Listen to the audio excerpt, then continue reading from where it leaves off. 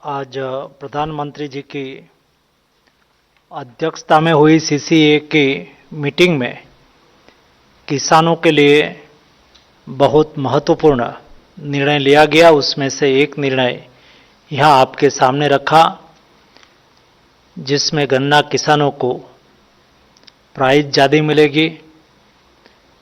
उसके अलावा मोदी जी ने आज किसानों के लिए 3,70,000 करोड़ का एक पैकेज घोषित किया है। ये पैकेज का 4 कंपोनेंट है।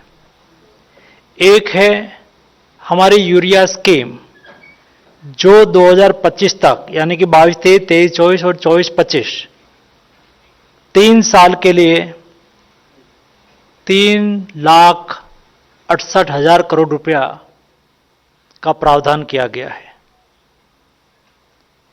दूसरी महत्व की जो कंपोनेंट है वो प्रधानमंत्री programme for restoration, awareness, generation, nourishment and amelioration of mother earth. ये इज पीएम प्रणाम। पीएम प्रणाम एक ऐसी स्कीम है जो आज तक फर्टिलाइजर सेक्टर सामान्यतः ये सेंट्रल गवर्नमेंट की जिम्मेवारी है, ऐसा करके स्टेट की ओर से सॉइल को बचाने के लिए, फर्टिलाइजर का सस्टेनेबल यूज करने के लिए, बैलेंस फर्टिलाइजर यूज के लिए जो समग्र देश में एक साथ में प्रयास हो, उसको सुनिश्चित करने के लिए राज्य सरकार भी उसमें एकदम रुचि के साथ जुड़े। इस उद्देश्य के साथ पीएम प्रणाम योजना लाई गई है।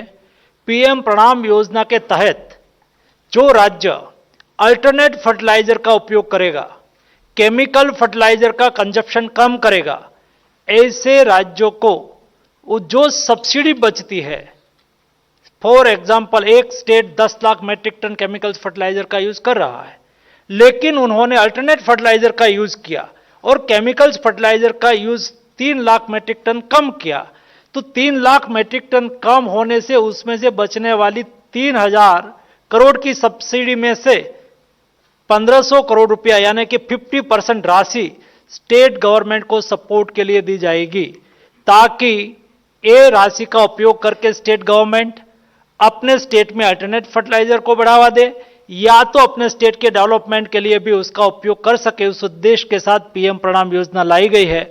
पीएम प्रणाम योजना अनबैलेंस फर्टिलाइजर को रोकने के लिए है, आवश्यकता के अनुसार फर्टिलाइजर यूज करने के लिए है, अल्टरनेट फर्टिलाइजर को प्रोत्साहित करने के लिए है। मैं आपको एक एग्जाम्पल के तौर पे बताऊंगा। यहां जो फिगर दिया गया है वो पंजाब का फिगर दिया गया है। एक एग्जाम्पल के तौर के आपके सामने फिगर रखा है। देखो, एक फिगर बताता है, इंडियन एग्रीकल्चर रिसर्च इंस्टीट्यूट का एक फिगर है। 2017-18 में 178 लाख मेट्रिक टन व्हीट का प्रोडक्शन हुआ था। 21-22 में वो प्रोडक्शन कम होकर 149 लाख हो गया, यानी कि वो 16% रिड्यूस हुआ। 16% यील्ड कम हुई। फर्टिलाइजर का कंजप्शन 10% बढ़ा। देखो लास्ट फिगर में आप देख पाएंगे, फर्टिलाइजर का कंजप्शन 10% बढ़ा, प्रोडक्शन कम हुआ और उसके साथ पर हेक्टर यील्ड, पर केजी पर हेक्टर यील्ड भी टेंटेटिव 70% कम हुई। तो भारत सरकार का प्रयास है धरती माता को बचाने के लिए, केमिकल्स फर्टिलाइजर का यूज कम करने के लिए एक बड़ी मुहिम देश में चलाई जा रही है। प्राकृतिक खेती की ओर लोगों को रुचि बढ़े उसके लिए प्रयास किया जा रहा है। नैनो यूरिया की ओर लोगों की रुचि बढ़े उसके लिए प्रयास किया जा रहा है। अभी नया यूरिया भी एक पैकेज का भाग है, मैं आपको आगे बताऊंगा। तो पीएम प्रणाम के द्वारा राज्य सरकार को फर्टिलाइजर की बचत के जो सब्सिडी बचेगी वो राज्य सरकार को पास ऑन की जाएगी। तीसरी ऐसा ही एक कंपोनेंट है, ऐसा पार्ट है जो ये पैकेज का पार्ट है। 1 यूरिया फर्टिलाइजर की सब्सिडी को एक्सटेंड करना। 2, जो राज्य केमिकल्स फर्टिलाइजर का उपयोग कम करे उसको मदद करने के लिए जो सब्सिडी बचेगी वो राज्य को इंसेंटिव के रूप में, मदद के रूप में दी जाएगी, वो राज्य के हित का विषय है। तीसरा है मार्केट डेवलपमेंट असिस्टेंट, यानी कि हम गोवर्धन योजना के तहत देश में एनिमल डंग्स, ऑर्गेनिक वेस्ट का उपयोग करके बायोगैस प्रोडक्शन करते हैं, तब स्लरी निकलती है। Slurry it's one type of organic manure. तो ऑर्गेनिक मैन्योर मार्केट में बेचने के लिए उसको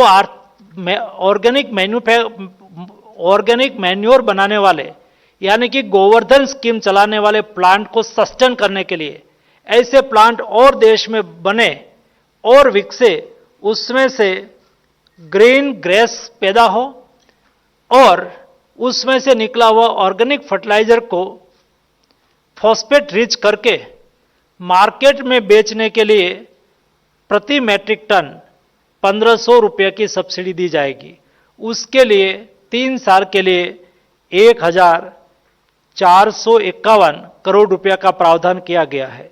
उसके द्वारा ऑर्गेनिक फर्टिलाइजर को बढ़ावा मिलेगा, हमारा गोवर्धन प्लांट है वो सस्टेन हो जाएगा और आने वाले दिनों में cooperative sector, private sector, government की ओर से ऐसा नंबर ऑफ बायोगैस प्लांट लगा के देश में रिन्यूएबल ऊर्जा को भी प्रोत्साहित की जाएगी और उसके साथ साथ ऑर्गेनिक मैन्योर भी किसानों को उपलब्ध कराया जाएगा। और इस पैकेज का चौथा प्रावधान है sulphur coated urea. Sulphur coated urea आपने देखा होगा 67 ईयर तक देश में केवल यूरिया, डीएपी और एनपीके 3 ही फर्टिलाइजर था और ये फर्टिलाइजर, अल्टरनेट फर्टिलाइजर की ओर किसानों को प्रोत्साहित करना, देश में अल्टरनेट फर्टिलाइजर का मैन्युफैक्चरिंग होना, उसको परमिशन मिलना, ये प्रोसीजर शायद रुकी हुई थी, उसके ऊपर जो एफर्ट होना था होता ही नहीं था।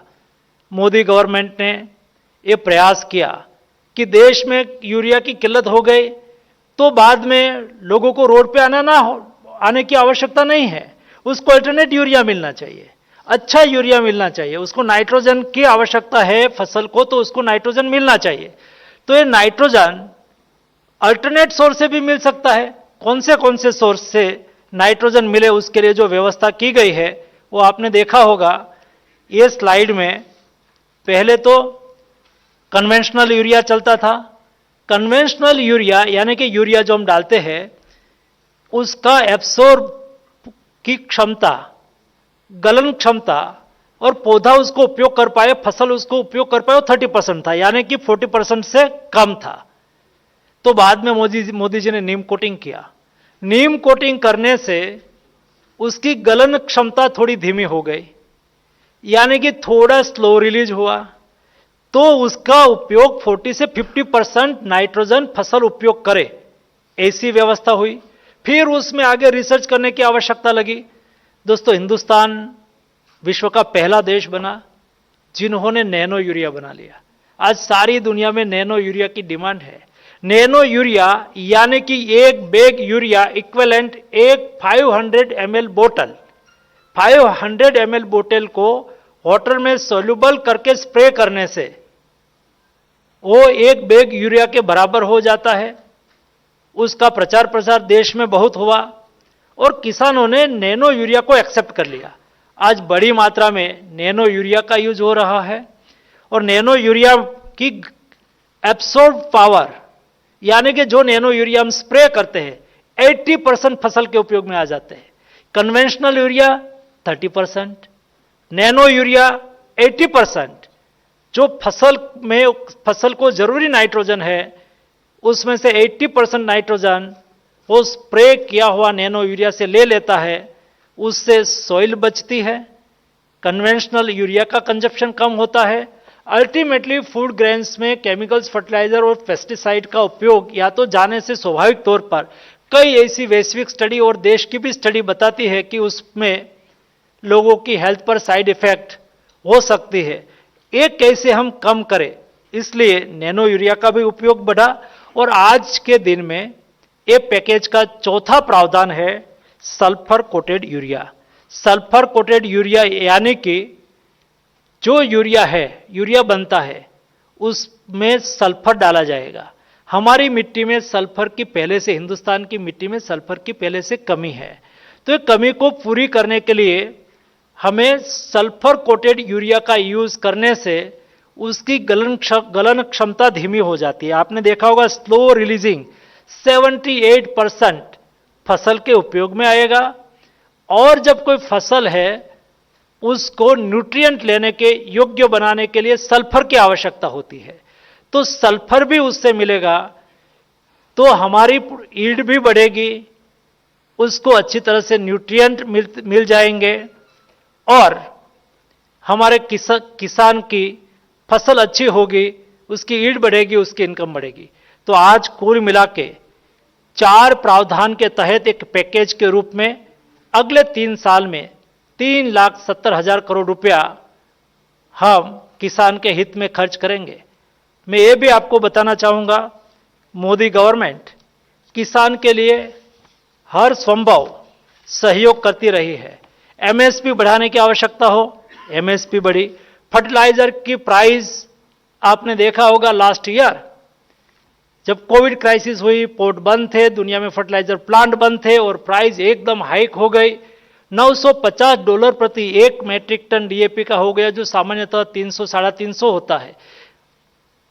एक बैग यूरिया की प्राइस 3500 हो गई, जो सामान्यतः 2000 अंदर होती है। ऐसी स्थिति में देश में फर्टिलाइजर की कमी ना रहे और फर्टिलाइजर का बजट में प्रावधान तो 1,50,000 था, लेकिन आवश्यकता हुई तो 1,00,000 करोड़ रुपया बजट में प्रावधान करके या तो बजट बढ़ा के 2,54,000 करोड़ रुपया केवल फर्टिलाइजर